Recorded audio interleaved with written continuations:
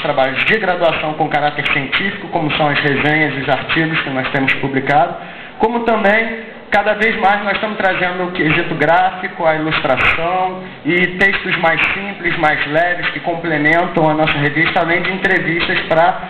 estabelecer esse meio termo. A gente acha que é um espaço bom de ser ocupado, que deve ser ocupado, porque alunos de história têm que fazer política, tem que estar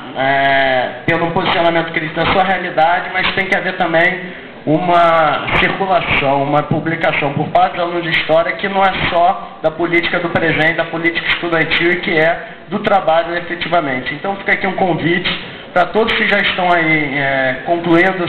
seus trabalhos,